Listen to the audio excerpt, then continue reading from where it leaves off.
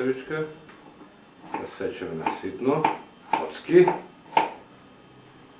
Другиот дел.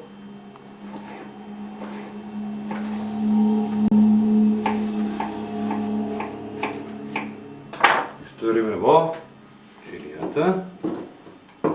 И сега земеме една патличанка. Ово ја чистиме. Опс.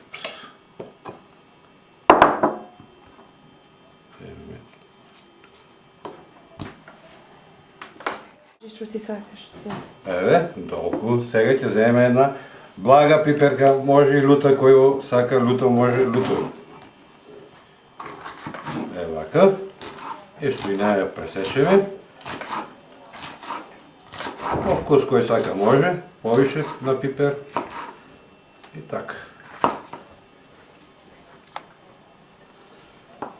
Еве малку. Сега може малку и лута да ставиме.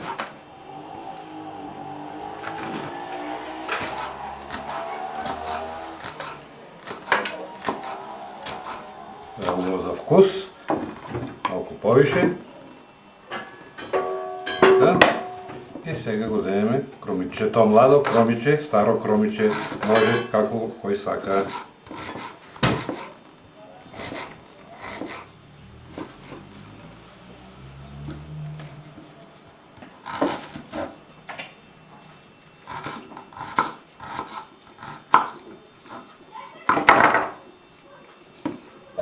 Тоа го ставаме во чинијата.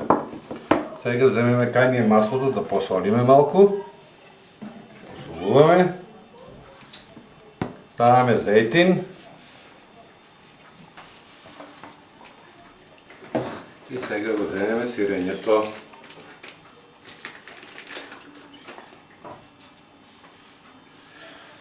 Со ситната страна на рендето го рендаме сирењето.